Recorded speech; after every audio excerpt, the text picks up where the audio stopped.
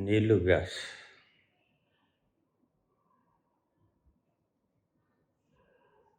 बाबा जी चरण स्पर्श। अगर आप गांधी थे पिछले जन्म में तो आप गुजराती भाषा बोलना, लिखना, पढ़ना क्यों नहीं जानते?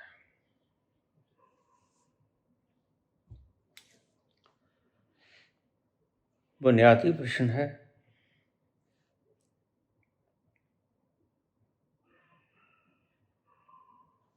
और इस प्रश्न को वही हल कर सकेगा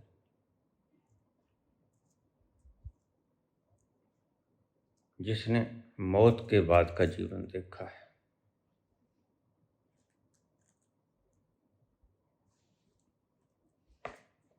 और मुझसे पहले का भी।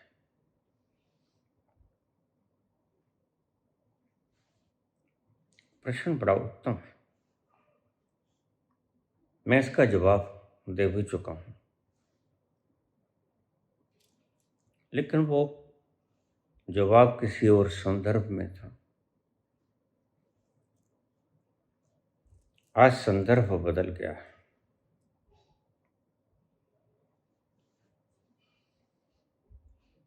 ऐसा समझें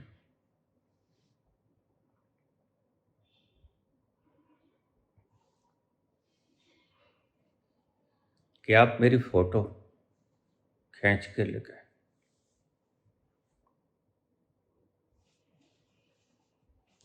और आपने जाकर उस फोटो की पूजा की। आपने जाके उस फोटो के चाकू से काटा।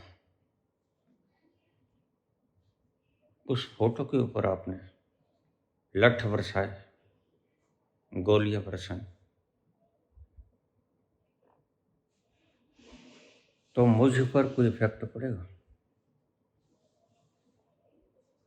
नहीं पड़ेगा। क्यों? क्योंकि फोटो में सिर्फ इमेज चला गया। इमेज का मतलब चित्र, और चित्र का मतलब होता है प्राण विहीन जड़। प्राण नहीं गए, चेतना नहीं गई, मात्र आकृति गई।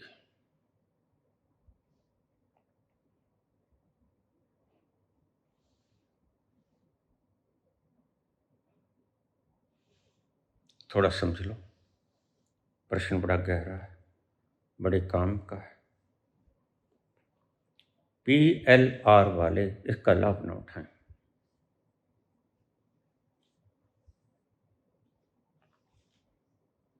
आजकल धंधा ऐसा ही चल रहा है।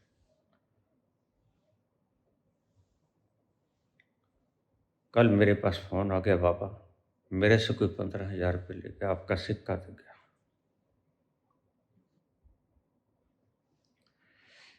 मैंने कहा बेटा वो काम नहीं करेगा, और वो मेरे पास से गया भी नहीं।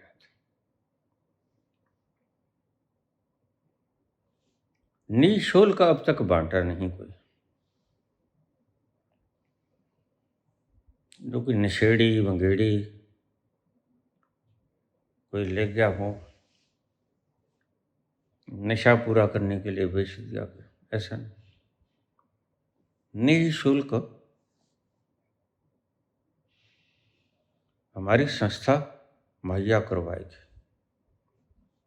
उन लोगों को मुहैया करवाएगी जिन लोगों को वास्तविक जरूरत होगी और उनके पास धन नहीं होगा।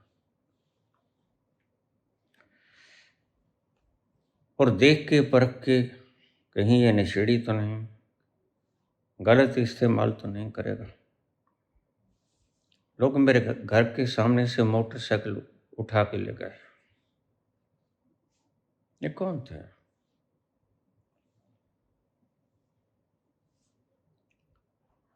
ये वही लोग हैं। तो जाके कबाड़ में बेच दिया होगा, या कोई 2 नंबर का धंधा करेंगे।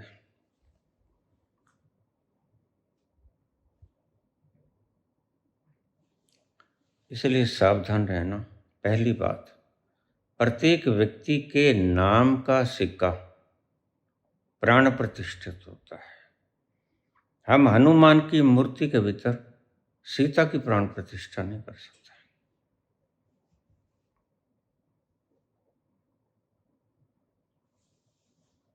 कोई तुम्हें बेचे, चाहे मुफ्त में बेचे, तो मत लेना उसे, क्योंकि प्राण प्रतिष्ठा तुम्हारे नाम की नहीं है, तुम्हारा काम नहीं करेगा। हाँ, तुम उसे बाजार में बेच सकते हो,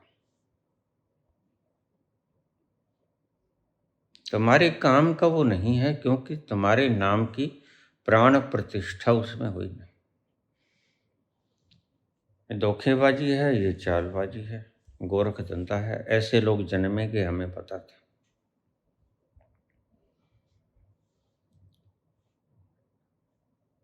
बस मेरे पास एक कंप्लेंट आई, मैं फौरन आपको सावधान करता हूं, क्योंकि प्राण प्रतिष्ठा करनी शुरू कर दी है। इसलिए कोई ऐसा भी व्यक्ति आ सकता है जिसको संस्था निःशुल्क मुहैया करते, वास्तव में उसके पास पैसा ना, तो उसको सिक्का नहीं देंगे। हम सिक्का देंगे उसके जानकार को, जो वास्तव में जानता होगा यह गरीब है,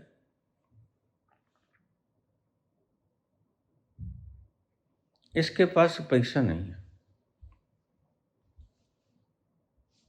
जिम्मेदारी के साथ तो सिक्का मुहैया कराया जाएगा, क्योंकि यह लाखों वर्षों की तपस्या का परिणाम। 7-8 हजार साल पहले विश्वामित्र ने गायत्री को शापित किया था। उसके बाद गायत्री खंडित रूप से ही बोली गई, खंडित ही सुनी गई, खंडित ही परिभाषित की गई। तो हजारों वर्षों के बाद बाबा ने मानवता पर कृपा की।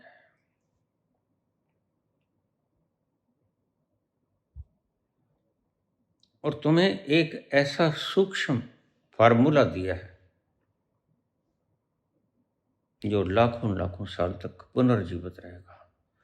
ना तो ये धातु गलेगी, ना ही इसके भीतर की हुई प्राण प्रतिष्ठा गलेगी।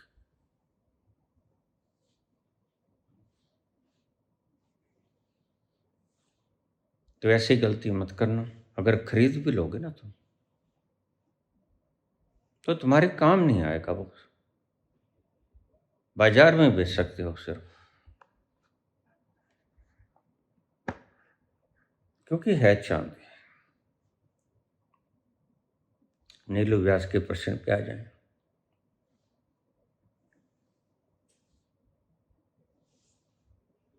ध्यान से सुनना, प्रश्न बड़ा प्यारा है, गहरी मति से आया हुआ है। मति तार्किक हो या जिज्ञासा की हो, उससे कोई फर्क नहीं पड़ता। कईयों के काम संवारेगी, कईयों के भीतर के गलत मान्यताएं जो नहीं जानते उन्होंने बिखेरी हैं, वो टूट जाएंगे। तो आप मेरी फोटो को ले गए, लेकिन उसमें प्राण प्रतिष्ठा नहीं। उसको चाकू मारो, उसको गोली मारो, उसको प्यार करो, उसको चूमो चाटो, कोई फर्क नहीं पड़ता।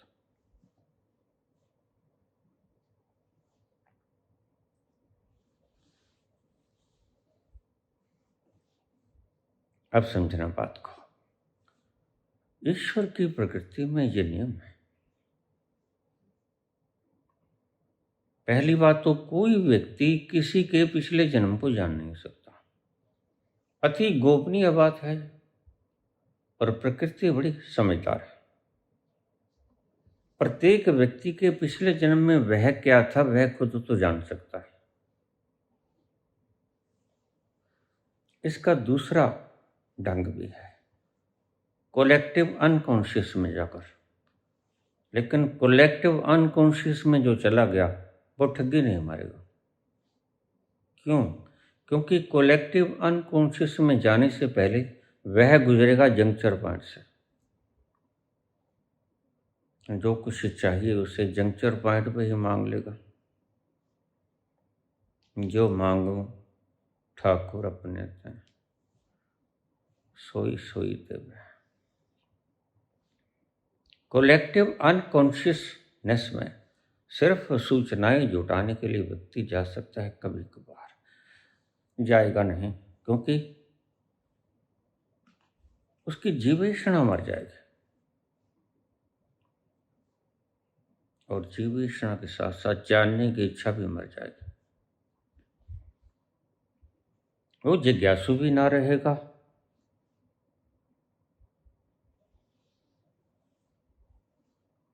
और उसके भीतर की जीवेषणा भी मर जाएगी।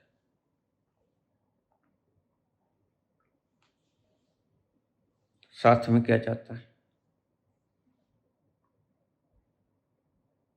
जैसे फोटो कॉपी होती है, आपने मेरी फोटो ले ली, आपके पास इमेज गई,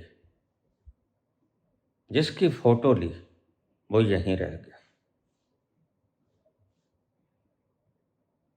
अगर ऐसा होता तो फिर हम न जाने कितने जन्मों से कहां से जाके आए। हम सभी भाषाएं जानते होते हैं। हम कभी अंग्रेज भी रहे।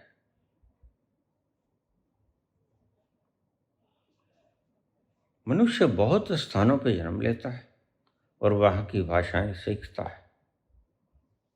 जाते वक्त उसकी इमेज साथ होती है। जब तुम अपने पिछले जन्म में जाओगे तो तुम सिर्फ चित्र देखोगे। जैसे पर्दे पर कोई मूक फिल्म चल रही हो, आवाज ना हो।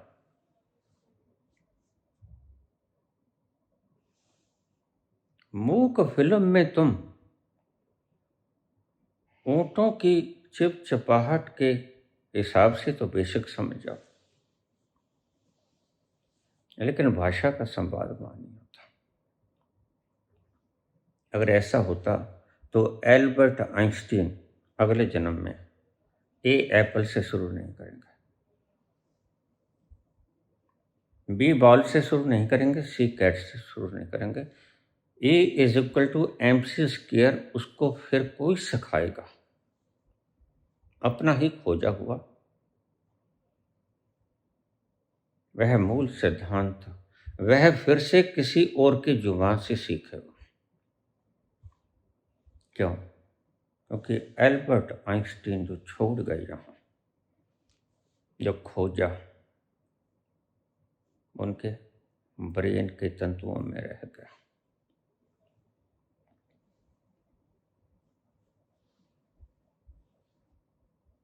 साथ जाएगा उसका इमेज, और इमेज में प्राण नहीं होता है।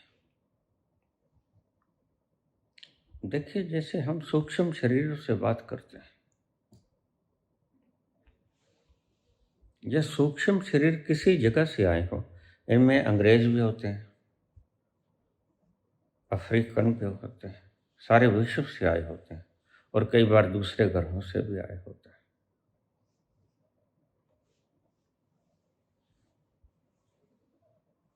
There is a language of conversation, common language of conversation, जो सारी सृष्टि सारे ब्रह्मांड में काम आती है। जैसे कोई हंसेगा तो पंजाबी भी हंसेगा, पता चलेगा, अंग्रेज भी हंसेगा, पता चलेगा, तमिल, मराठी, कोई भी हंसेगा, पता चलेगा, खुश है, कोई बात है। एक कम्युनिकेशन की सार्वभौमिक भाषा है। उसे भाषा कह लो, जरिया कह लो, संवाद का एक ढंग कह लो।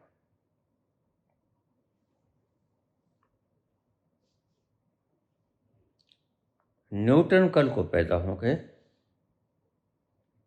तो यही जो गति के नियम बता के गए थे, खोज के गए थे खुद, उनको किसी और अध्यापक से फिर सीखना पड़ेगा।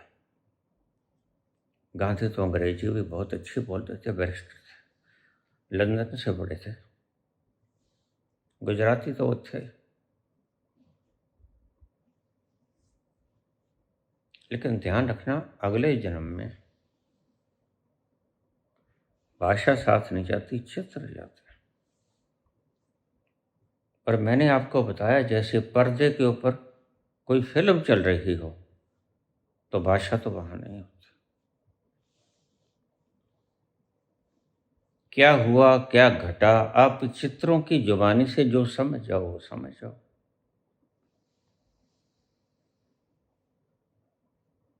बोलकर कुछ समझाया नहीं जा सकता।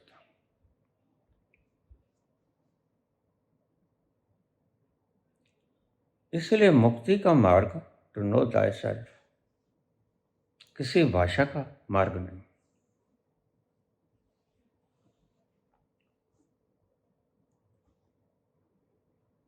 आज आदमी क्या से क्या हो गया।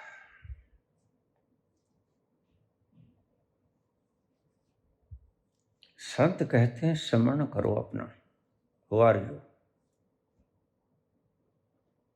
अपना स्मरण करो। भाषा ने बिगाड़ के उसे स्मरण कर दिया, किसी और को स्मर रहे हो जैसे जानते भी नहीं।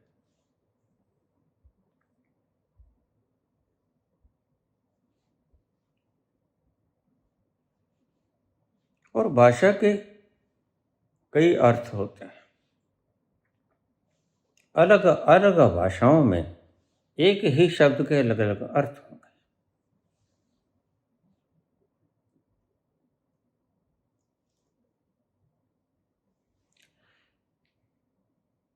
एक शब्द में वो आशीर्वाद भी हो सकता है किसी भाषा में, और एक शब्द में वह गाली भी हो सकती है दूसरी भाषा में।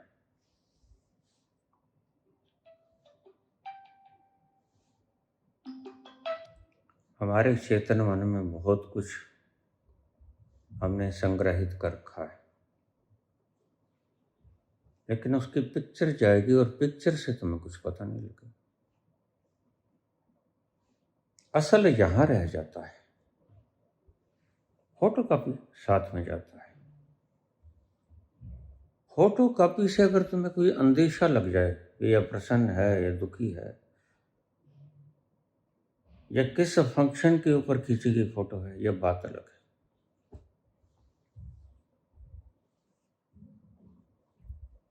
और पिछले जन्म की बातों के बारे में एक प्रक्रिया है। तुम्हारा पिछला जन्म कोई दूसरा व्यक्ति जान नहीं सकता।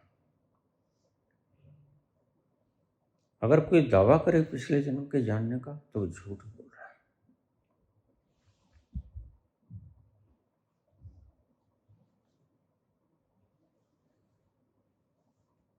सिर्फ तुम जा सकते हो।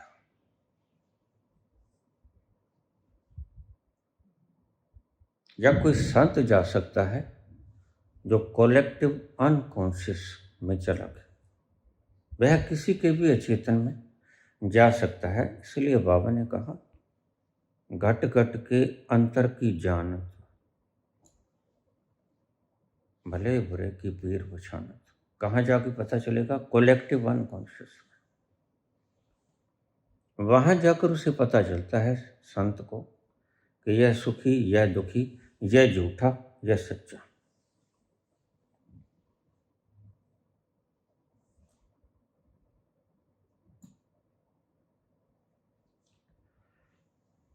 लेकिन जो वहां पहुंच गया उसे ज्यादा प्रभाव नहीं पड़ा, वह उससे प्रभावित नहीं होता,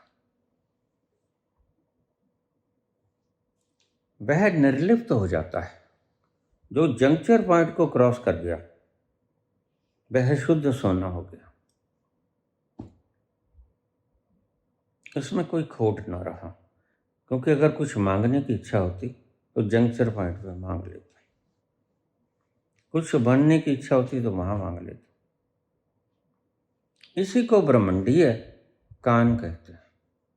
ब्रह्मांड सुनता है सिर्फ यहाँ से दी हुई आवाज़ को। तुम खोपड़ी से आवाज़ देते हो, वो सुनता नहीं, यहाँ से उसकी तार बढ़ती नहीं। उसकी तार जहाँ से बढ़ती है वहीं से संवाद किया जा सकता है।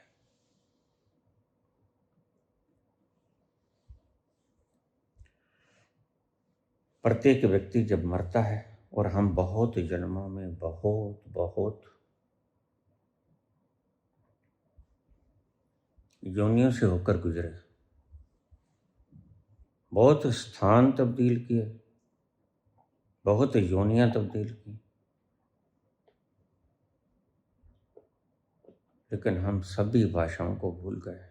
भूल का गया, हमारे संग नहीं आई। और प्रकृति ने अच्छा भी किया। अगर तुम्हें सभी जन्मों की बातें याद रह जाएं, तुम्हें पता नहीं, हाहाकार मच जाएगा धरती पर। अगर तुम्हें पता चला जाए कि तुम्हारा जो बेटा है वह तुम्हारा दुश्मन पिछले जन्म का, तो तुम उसे बेटे की तरफ प्यार ना दे पाओगे, मोह ना दे पाओगे।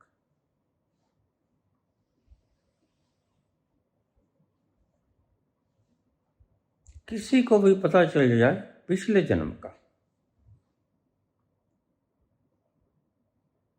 उसका कार्य व्यवहार बदल जाएगा।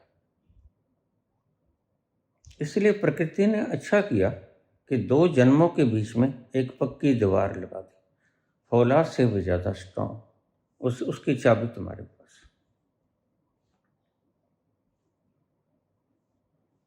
फिर कुछ लक्षण भी हैं। जो व्यक्ति पिछले जन्म में चला गया, उसका मृत्यु का भय समाप्त हो जाएगा, लोभ समाप्त हो जाएगा उसका। महावीर बुद्ध कहाँ लोभ रखते हैं? अपॉर्चुनिटीज थी, सिंहासन अब भी था, बैठ सकते थे सिंहासन पर, लेकिन लोभ मर गया। बैठेगा कौन? किसके कारण बैठेगा? वो तो गया। लोभ के कारण बैठेगा, लोभ चला गया। निर्लिप्त होकर व्यक्ति जाता है जंक्चर पॉइंट के पार, संधि क्षेत्र से पार। लोभ नहीं रहता, क्योंकि अगर कोई लोभ होगा तो जंक्चर पॉइंट पे ही मांग लेगा और ब्रह्मांड उसे दे देगा। ब्रह्मांड के पास ऐसा क्या है जो तुम्हें नहीं दे सकता? दाता दे लेंदा थका, जुगा जुगंतर खाई खा। ब्रह्मांड के पास सब कुछ है तुम्हें देने के लिए। इसलिए देर अबेर जो भी तुमने इच्छा की वो पूरी हो जाती। गलत मत मांग लेना। अगर तुमने कुछ भी गलत मांग लिया, ब्रह्मांड उसे पूरा कर देगा।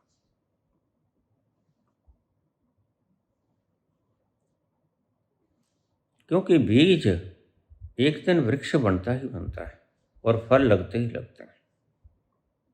और ध्यान रखना, आम के बीज पर आम लगेंगे, बबूल के बीज पर बबूल लगेंगे, मिर्च के बीज पर कड़वी मिर्च लगेगी।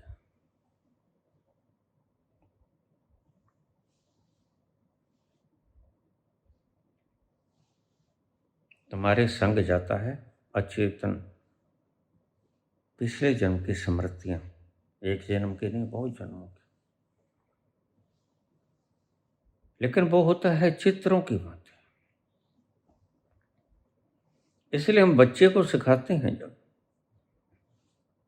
तो भाषा वो नहीं जानता, तो चित्रों की भाषा में समझाते हैं। ए एप्पल, साथ में सेब बना होता है। सी कैट, साथ में बिल्ली होती है।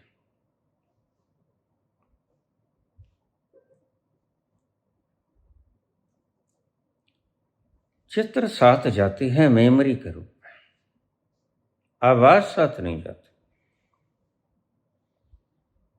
आवाज, होठों की फड़फड़ाहट से तुम पहचान जाओ तो बात अलग है, वो तुम पहचान न पाओगे, क्योंकि गांधी कब क्या बोले। जब मैं गुजराती जानता ही नहीं, उनके ओठों की फड़फड़ाहट से मैं जानूंगा कैसे वो क्या बोले।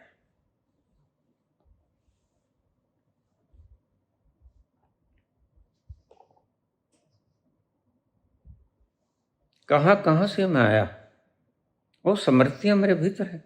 नेपाल की भाषा अब मैं नहीं बोल सकता, और किसी वक्त अंशु नाम का राजा था, लेकिन नेपाली भाषा में अब नहीं बोल सकता। चित्र आए साथ में, जो कर्म किया उसके चित्र आए, ये देखो तुमने ये किया। और जब व्यक्ति मरता है ना, तो चित्रों की भाषा ही घूमती है, शब्द नहीं होते।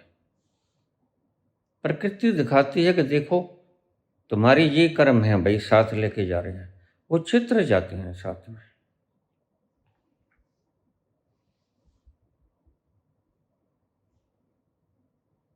इसलिए संत खुशी खुशी विदा होता है कि उसने बुरा किया नहीं होता। और असंत मरा मरा सा जाता है, जैसे फांसी की सजा हो गई। सारे जीवन भर जो कुछ किया वो सामने गुजरेगा तुम्हारे। अंत समय में कुछ मिनटों में प्रकृति दोहरा देगी तुम्हारे जीवन की सारी यात्रा को। ये ले चला हूं भाई, देख लो। तुम अपने कर्मों को अपने अंतिम बेला में जान सकते हो। थोड़े से जागरूक होने की आवश्यकता है। तुमने क्या किया, ये PLR वाले हमारे भीतर अनकॉन्शियस में इतना कुछ छिपा पड़ा, दबा पड़ा, बस उसी को निकाल पाते हैं। पिछले जन्म को ना तो कोई उगाड़ सकता है, हाँ झूठ हो सकता है। मुझे बोल रहे हैं इनका निहित तो स्वार्थ है कोई।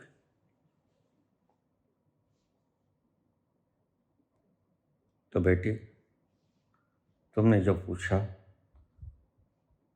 मैं आशा रखता हूं कि तुम समझ गई होगी। संस्कार जाते हैं, संस्कार का मतलब आदतें जो तुमने बार बार किया जीवन में।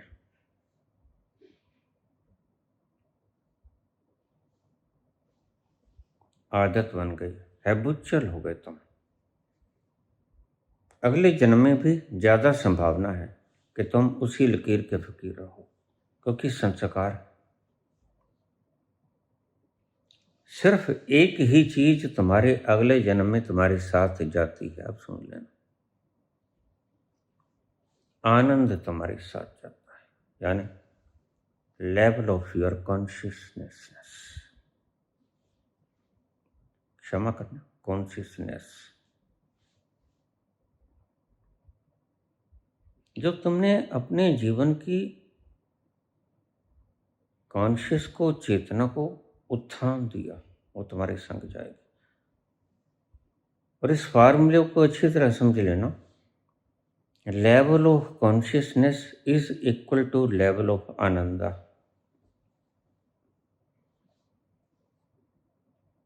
फिर सुन, level of consciousness is equal to level of consciousness, level of Ananda. तुम जितनी मात्रा में ज्यादा कॉन्शियस होगे,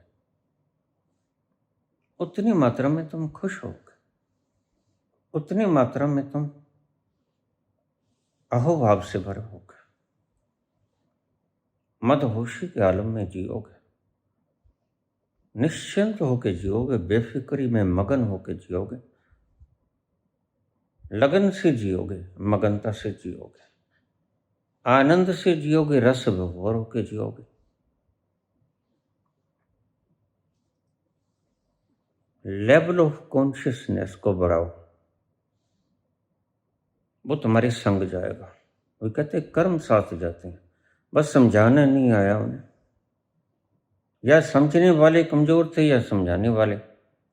थोड़ा सरलता से बोल रहा हूं, शायद बोलने में अभी कोई गुंजाइश बाकी हो, आने वाले शायद मेरी बात में थोड़ी सी और सरलता ले आए, इस बात से मैं मुनकिर नहीं।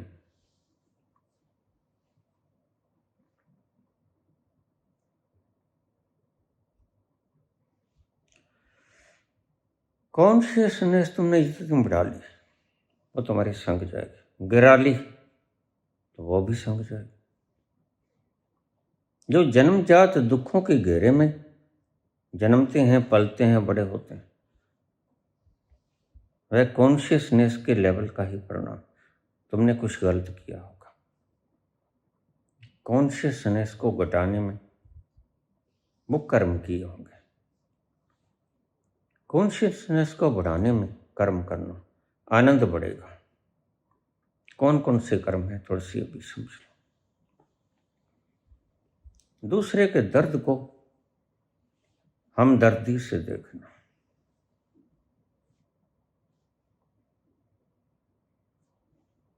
दूसरे की यथासंभव सहायता करना, करुणावान होना,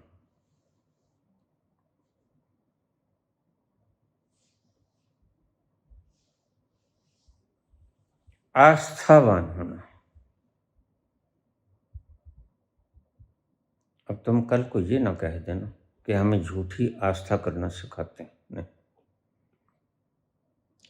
आस्था झूठी नहीं है। परमात्मा के बारे में, परमात्मा है, झूठा है मार्कस जो तुम्हें गलत रास्ता दिखा गया। कबीर झूठे नहीं होते। कबीर तो कहते हैं मैं तो स्टैंपिंग करके जाता हूँ, मैं कहता आंखों देखी, मैंने देखा है उसे।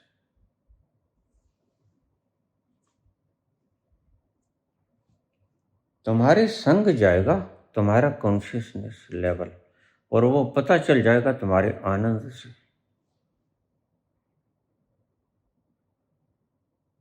आनंद घना होगा तो तुम्हारे भीतर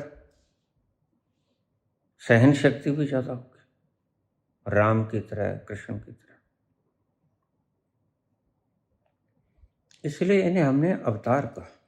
इनकी सहन शक्ति बड़ी प्रबल थी। क्षण भर पहले राज तिलक होना था, क्षण भर बाद वनवास हो गया।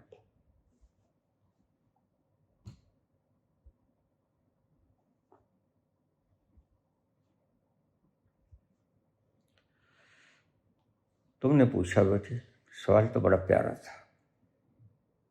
जरूरी भी था, बहुत से सवाल छूट जाएंगे। मेरे जाने के बाद भी सवाल तो बने ही रहेंगे, लेकिन मेरी कोशिश होती है व्यर्थ के प्रश्नों को छोड़कर जो सार्थक प्रश्न है उनके जवाब देता जाऊं। और सही पूछो तो मैंने बहुत बार बोला, पूछने योग्य प्रश्न एक ही है, वो है कि मैं कैसे तृप्त हो जाऊं, कैसे शांत हो जाऊं, कैसे आनंद से युक्त हो जाऊं, कैसे रस भभोर हो जाऊं, मेरा रोम रोम नाचे, मेरा रोम रोम गाए। पूछने योग्य प्रश्न यही है। मैं सुखी कैसे हो जाऊं? यह पूछने योग्य प्रश्न नहीं होते।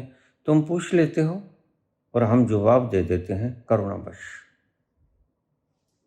क्योंकि गलत राह बताने वालों ने तुम्हें उलझाया बहुत है। नामदेव की माता बिना पुरुष के गर्भवती हो जाती है। ईसा मसीह की माता मरियम कुंवारी रह जाती है। ये तुम्हें बरगलाया क्या? फोकट की बातें सिखाने के प्रयास किए गए, इसलिए दुनिया आज इतनी दुखी है। मैंने बात छेड़ी थी कि संत कहते हैं स्मरण करो अपने आप का, नो दाय सेल्फ, अपने आप को स्मरण करो तुम हो कौन। और तुमने अपना जीवन इतना नरक बना लिया कि सांझ ढले ढले सारे दिन के थके मांदे, वक्त के चपेड़े खाते खाते, समाज के चपेड़े, बॉस के चपेड़े खाते खाते, दुनिया के चपेड़े खाते खाते तुम शाम जब घर पहुंचते हो तो खुद को जानने की चेष्टा नहीं करते, खुद को बुलाने की चेष्टा करते हो शराब का सहारा लेकर। हमने अपने आप को कितना दुखी बना लिया है। तो हम संतों के वचनों पर चल कैसे सकेंगे? संत कहते अपने आप को स्मरण करो। हमने राम को स्मरण करना शुरू कर दिया, कृष्ण और राधा को स्मरण करना शुरू कर दिया। दूसरे का स्मरण करना कभी सुखदायी नहीं हो सकता। हमने शब्दों के अर्थ के अनर्थ कर लिए और इसके जिम्मेदार लोग कौन? यही आचार्यगण तथा कथित विद्वान सर, जो आईएएस कराने के बहाने घुस जाते हैं अध्यात्म में।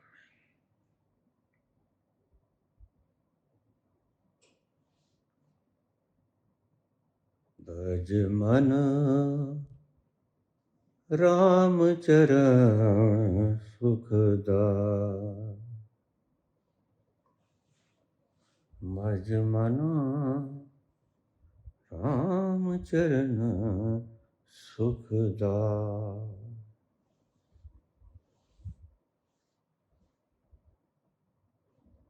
उसके चरण जहाँ विराजमान हैं, अगर तुम वहाँ चले गए तो वह निवास सुखों से भरा पड़ा है। वहाँ चले जाओ, इसका अर्थ ये था करने वालों ने पता नहीं क्या क्या बखेड़े खड़े कर दिए। बस एक बात को स्मरण रखना पुत्री, याद करना है खुद को, ना राधा को, ना राम को, ना कृष्ण को, दूसरे को। और तुमने अपना नाम भी याद नहीं करना है, तुम्हारा कोई नाम था भी नहीं। तुमने अपने भीतर जाके देखना है तुम हो कौन। वही है सच्ची भक्ति, वही है सत्य का मार्ग। बाहर से अगर तुमने जानने की चेष्टा की तो ऐसे ही तुम गम गलत करते रहोगे।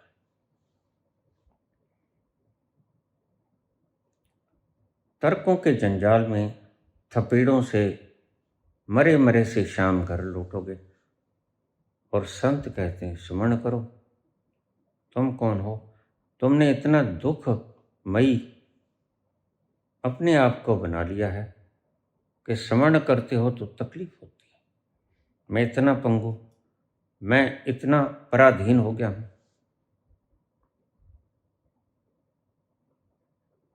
मैं इतना दुखी हूं, लोगों की हाथों की कठपुतली। जिनको हाथ काट के देते हो वो तानाशाह बन जाते हैं।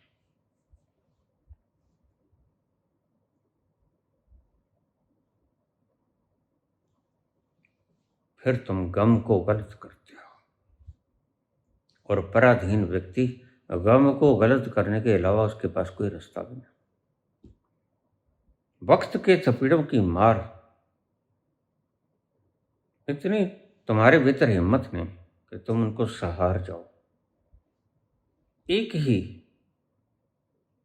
रास्ता बचता है, परिस्थितियों से भाग जाओ। और परिस्थितियों से तुम सांझ ढले भाग जाते हो। बाहर के ठेकों की जाम ढलने लगते हैं, रातें गुलाबी हो जाती हैं। रात अंधेरी नहीं गुलाबी हो जाती है, शराबी हो जाती है। रात का अंधेरा शराब, कबाब और शबाब ये लेके आता है और उसे तुम कहते हो ऐश। नहीं, मैंने आपको बहुत बार समझाया, ऐश करती हैं तुम्हारी इंद्रियां और इंद्रियां तुम हो नहीं, तो तुमने कहाँ ऐश किया।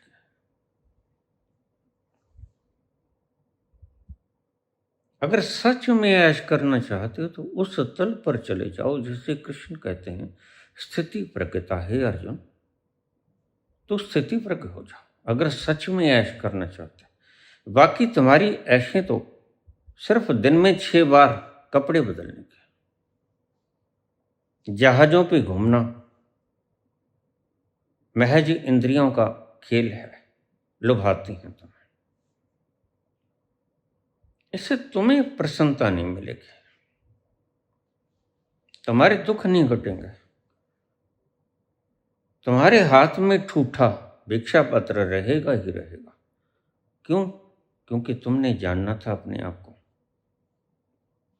और तुमने या तो दुनिया के पदार्थ इकट्ठे करने शुरू कर दिए, तुम संसारिक हो गए, या आध्यात्मिकता में तुमने दूसरों को याद करना शुरू कर दिया। ये दोनों मार्ग गलत है। मार्ग था दूसरों को याद ना करो, स्वयं का स्मरण करो, और तुमने बिगाड़ तगाड़ लिया, स्मरण से सुमरण बना लिया, और सुमरण से फिर नाम सुमरण करने लगे, और आज तो नाम सुमरण बांटे जाते हैं। मुझे पता है तुम संस्कारित हो। संस्कारित का मतलब तुम भक्त हो, वो भक्त जिसकी आंख नहीं होती।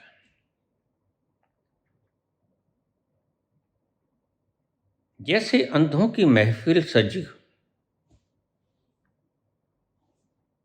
गुफ्तगू हो रही हो, विचार गोष्ठी शास्त्रार्थ चल रहा हो। एक अंधा कहता कि हरे रंग के 4 टांगे होती हैं। हरा रंग जब चलता है तो क्या बात है, कलियां खिल जाती हैं। दूसरा कहता नहीं भाई, दूसरा अंधा,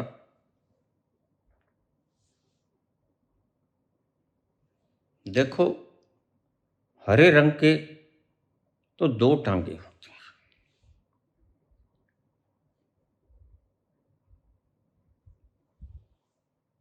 एक 8 टांगों वाला भी होता है, वो गुलाबी होता है। झूठ पे झूठ बोले जाते हैं, किसी बात में कोई सत्य नहीं, क्योंकि आंख नहीं है, और आंख के बिना तुम जो बोलोगे गलत बोलोगे। अंधे रंगों के बारे में समझा रहे हैं, और मैंने कितने बार बोला, कल ही राम भद्राचार्य जी कह रहे थे, संस्कृत जो नहीं जानता वह विद्वान ही नहीं। मतलब गुजराती विद्वान नहीं हो सकता, मस्तिष्क। संस्कृत जो नहीं जानता वह विद्वान नहीं है। मेरे एक संस्कृत के श्लोक का अर्थ बता दे प्रेमानंद, और मूर्ख आगे वो है। उसको एआई के जरिए अंग्रेजी में बोलने लगा देते हैं। ये क्या है? फोकी बनावट, दिखावा। आज दिखावा ही रह गया है। घर के भीतर से पति पत्नी लड़ झगड़ के आते हैं, जूत पटांग होके आता है, और बाहर मेकअप करके जाते हैं दुनिया को दिखाने के लिए। ठहाके लगाते जाते हैं कि पड़ोसी देखे तो जल भुन जाए। ये तुम्हारी मंशा है।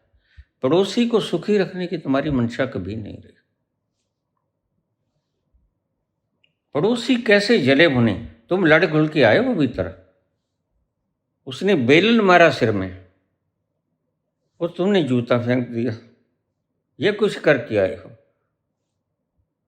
और चोट भी लगी है तो ढक लेते हो फेस पाउडर लगा के। ये तुम्हारी हकीकतें बयान कर रहा हूं मैं, ये दुनिया की हकीकतें हैं। संत कहते हैं स्मरण करो, स्वस्मरण करो, इसे ही आत्म स्थिति कहते हैं, इसे ही स्थिति प्रज्ञता कहते हैं, इसे ही आत्म अवलोकन कहते हैं। और तुमने स्वस्मरण करने के बजाय स्व विस्मरण करना शुरू कर दिया। क्योंकि तुम जैसे बन गए हो मान मान कर, असली रूप तो तुम्हारा सदा से ही आनंद से भरा पड़ा है। वहां तुम जाते नहीं, गए नहीं, बताने वाला कोई नहीं मिला। जो तुमने नकली नकली बना लिया दिखावा कर करके, ये नकली नकली है। और ये नकल कब तक चलती है? फोकी होती है नकल। कागज के जहाज कभी उड़ते हैं? छलावा होता है, थोड़ी दूर उड़ सकते हैं। हम जहाज उड़ाया करते थे बचपन में। और कागज की किश्तियां कभी समुद्र को पार तुम्हें लगा सकती हैं? नहीं, डूब जाएंगे, खुद ही डूब जाएंगे। तो तुमने खुद को जाली जाली बना लिया दिखावा कर करके। और यह दिखावा, दिखावेबाजी अपने आप में दुख का कारण है। जितना व्यक्ति दिखावेबाज होगा भीतर से उतना ही दुखी होगा। हाँ, इसको आप एक डेफिनेशन के तौर पे भी ले सकते हो। जितना व्यक्ति दुखी ज्यादा होगा भीतर से, उतना दिखावा ज्यादा करेगा। संत कभी दिखावा नहीं करता। संत तो मलंगों की तरह पड़े रहते हैं। ना वे मूछें कुंडी वाली करते हैं, ना जूती कुंडी वाली डालते हैं। क्यों डालें?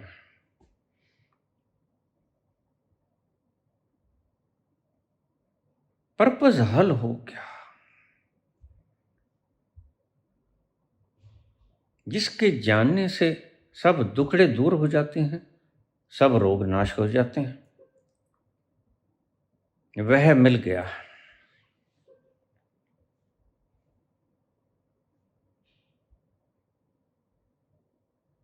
दिखावा करेगा क्या? दिखावा मात्र उसे ही करना पड़ता है जो नकली।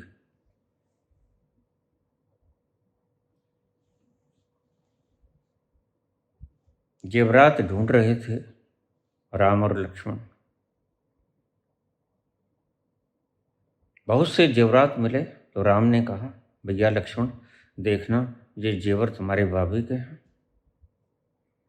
ये हार, ये कंठी, ये बिछुआ, देखना तुम्हारी भाभी का है। लक्ष्मण रो पड़े, भैया मैं सिर्फ पाए जेब को पहचानता हूँ, ये भाभी का है।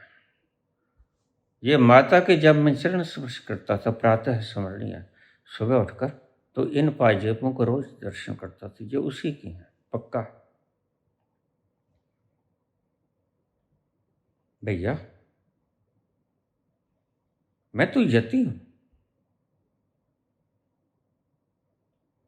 और मेरे संग मेरी नारी उर्मिला भी नहीं, लेकिन तुम तो पति हो। क्या तुम्हें भी उसका कंठी, हार, बिछुआ और ये कानों के कर्ण फूल नहीं पहचान में आते? तो राम का जवाब सुनने योग्य था, इसको हृदय में बसा लेना।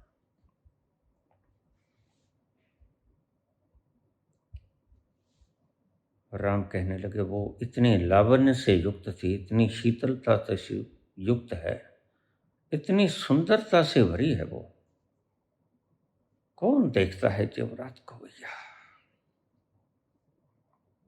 सही पूछो तो सीता के जीवर, सीता के लावण्य के आगे प्राण विहीन लगते हैं। सीता प्राण से युक्त है और जेवरात प्राण से हीन। सोने में कहाँ प्राण होते हैं? लेकिन सीता तो प्राणवती है। सीता के लावण्य के आगे जेवर दिखते ही नहीं थे भैया।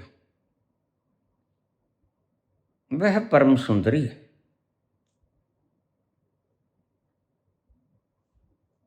ऐसे लोग कहाँ चले गए?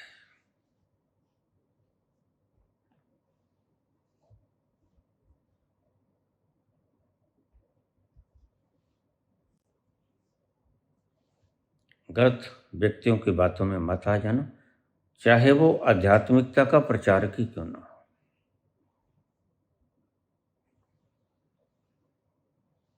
जो हमारे ऋषियों ने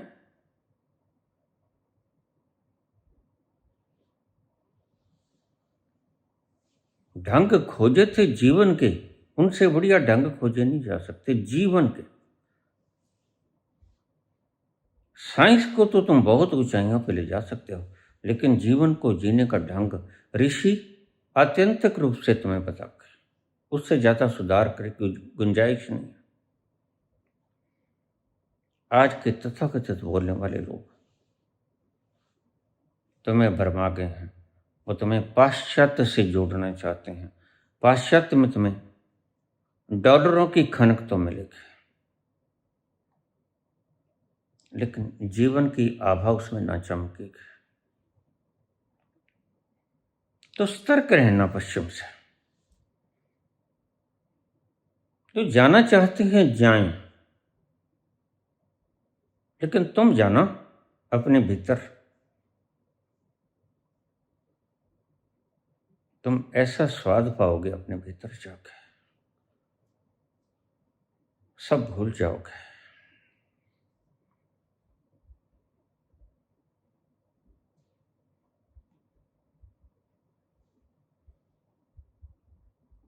पहले मंजिल तय करना, तुमने जाना किधर है।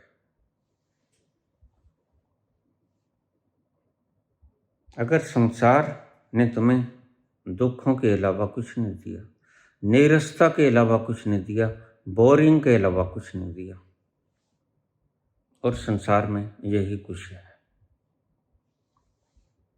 तो जब तुम थक जाओ संसार के थपेड़ों से, दुखों से घबरा के, तो फिर तुम मेरी शरण में आ जाना। यही कहते हैं कृष्ण। सर्वधर्मान् परित्यज्य मामेकं शरणं व्रज, अहम त्वां सर्व पापेभ्यो मोक्षयिष्यामि मा शुच। कोई जब तुम्हारा हृदय तोड़ दे,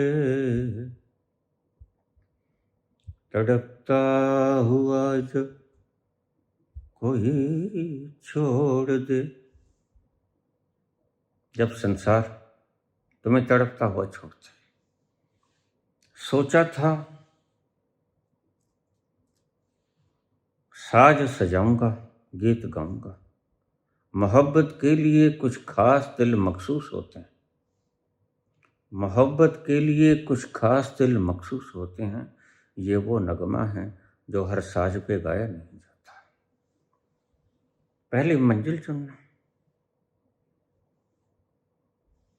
तुम्हें डॉलरों की चमक चाहिए कि भीतर का रस चाहिए, जिसे पीकर तुम्हारी दौड़ समाप्त हो जाएगी। जहां डॉलरों की चमक खनक फीकी पड़ जाती है। कोई जब तुम्हारा हृदय तोड़ दे, तड़पता हुआ जब कोई छोड़ दे, तब तुम मेरे पास आना प्रिय। तुम मेरे प्यारे ही बने रहोगे सदा। किन्हीं गंदी नालियों में भटकते रहो। जब तुम मेरे आंचल में आके छिप जाओगे, मैं तुम्हें गले से लगा लूंगा। तब तुम मेरे पास आना प्रिय। मेरा दर खुला है, खुला ही रहेगा। यहाँ कोई शर्त नहीं होती, यहाँ कोई शर्त नहीं होती कि द्वार बंद हो जाएंगे 12 बजे के बाद, 4 बजे के। तुम्हारी तो मंदिर के दरवाजे बंद हो जाते हैं।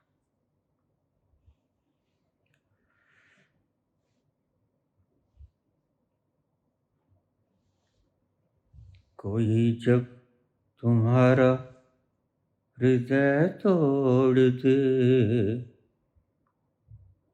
तड़पता हुआ जब कोई छोड़ दे, तब तुम मेरे पास आना प्रिय। मेरा दर खुला है, खुला ही रहेगा तुम्हारे लिए,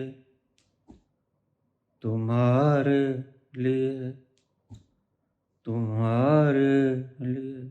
अहम त्वां सर्व पापेभ्यो मोक्षयिष्यामि मा शुचः।